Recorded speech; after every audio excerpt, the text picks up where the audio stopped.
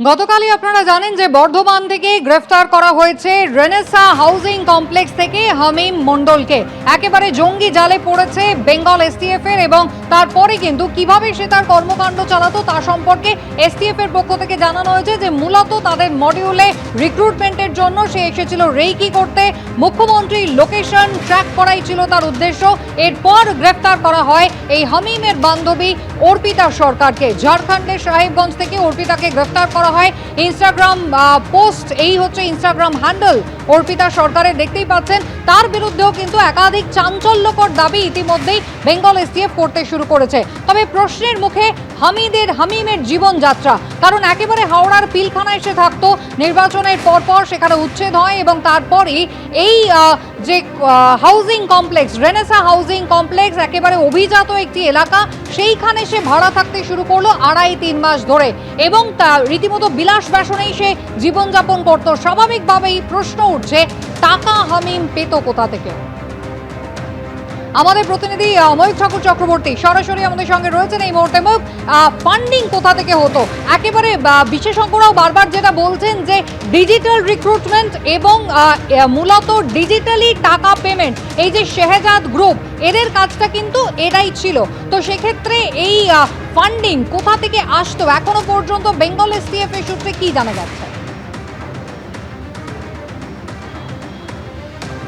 দেখো, এটাই সব থেকে বড় প্রশ্ন। হাওড়ার পিলখানাতে থাকতো হামিম তার ফ্যামিলি মেম্বার্সদের সঙ্গে। তার পরিবারের সদস্য বলতে তার বাবা, মা এবং তার বোন।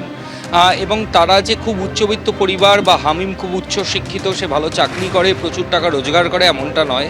হামিম একটা কারখানায় কাজ করে, যেখানে জামা কাপড়ের মধ্যে বারকোড যে প্রিন্ট হয় সেই বারকোড লাগানোর কাজ করে।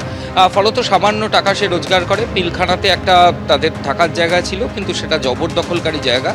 এরপরই সেই জায়গা থেকে তাদের উচ্ছেদ করা হয়, এবং উচ্ছেদ হওয়ার পর সপরিবারে তারা বর্ধমানের অভিজাত এলাকা রেনেসা টাউনশিপ, সেখানে তারা থাকতে শুরু করেন। এখন সবথেকে বড় প্রশ্ন যেটা হচ্ছে সেটা হচ্ছে যে এই রেনেসা টাউনশিপে যারা থাকেন তারা অধিকাংশই সচ্ছল পরিবার, এবং তাদের যে রোজগার সেটাও হামিমদের যে রোজগার তাদের থেকে অনেক বেশি গড়ে। তো সেই জায়গা থেকে দাঁড়িয়ে হামিমকে এসটিএফের গোয়েন্দারা প্রশ্ন করেছিলেন যে আপনারা যেখানে থাকতেন 3 মাস পর এখানে থাকতে শুরু করলেন, লাস্ট 3 মাস ধরে, তো আপনাদের এই টাকার উৎস কোথায়? এখানে যে থাকছেন এর পয়সা অ্যাডভান্স দিতে হয় এখানে থাকার জন্য, যদি বাড়ি ভাড়াও নেন সঙ্গে মাসে মাসে একটা টাকা ভাড়া দিতে হয়, সেই টাকা আপনি কোথা থেকে পাচ্ছেন? এসটিএফের গোয়েন্দাদের প্রশ্নের উত্তরে হামিম জানিয়েছেন যে সেই টাকা তার বাবা জোগাড় করেছেন। এইটা এসটিএফের আধিকারিকদের যথেষ্ট যুক্তিযুক্ত মনে হয়নি। তারা কাউন্টার কোয়েশ্চেন আবার হামিমকে করেছেন, কিন্তু হামিম যে বিদেশ থেকে ফান্ডিং হয়েছে, পাকিস্তান থেকে বা দুবাই থেকে তার কাছে কোনো টাকা এসেছে কিনা সেটা এখনও পুলিশ আধিকারিকদের কাছে বা এসটিএফের কাছে অ্যাডমিট করেনি। কিন্তু এসটিএফের আধিকারিকরা তাকে দফায় দফায় জিজ্ঞাসাবাদ করছেন।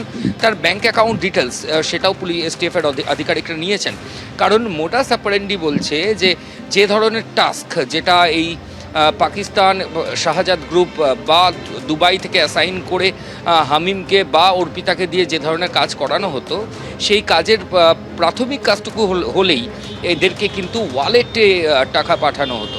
ফলত সেই টাকা এরা আদৌ এসেছে নাকি তারা এমনভাবে ট্রানজ্যাকশন করেছে সেটা ব্যাংকে যতটা অ্যাভয়েড করা যায়, এই গোটা বিষয়গুলো তদন্তকারী আধিকারিকরা দেখছেন। তাদের ব্যাংক অ্যাকাউন্টগুলো এক্সামিন করছেন, ওয়ালেট, ডিজিটাল ওয়ালেট কিছু আছে কিনা সেটাও দেখা হচ্ছে, সেখানে কোনো টাকা ডিপোজিট হয়েছে কিনা, কোনো বাইরে থেকে ফান্ডিং হয়েছে কিনা সেটাও দেখা হচ্ছে। আর একটা জিনিস খুব গুরুত্বপূর্ণ, সেটা হচ্ছে যে এই শাহজাদ গ্রুপের যে নেটওয়ার্ক, এটা কিন্তু সারা ভারতবর্ষে নতুন কিছু নয়। ইউপি এসটিএফ থেকে শুরু করে দিল্লির অ্যান্টি টেরোরিস্ট স্কোয়াড, দিল্লি এসটিএফের, এরা কিন্তু ইতিমধ্যেই তামিলনাড়ুতেও এই শাহজাদ গ্রুপের যারা লোকজন, যারা সোশ্যাল মিডিয়া থেকে ইনফ্লুয়েসড হয় ভারতবর্ষে, তাদেরকে একটা গ্রুপকে আইডেন্টিফাই করেছেন। এবং হামিম এবং অর্পিতা কিন্তু পশ্চিমবঙ্গেই শাহজাদ গ্রুপের এর আগে কখনো অ্যারেস্ট হয়নি, এরাই প্রথম। নেটওয়ার্কে আরও কিছু লোকজন আছে বলেই তদন্তকারীরা মনে করছে, সেই মোতাবেক জিজ্ঞাসাবাদের প্রক্রিয়া শুরু হয়েছে। এবিপি আনন্দ, এগিয়ে থাকে, এগিয়ে রাখে।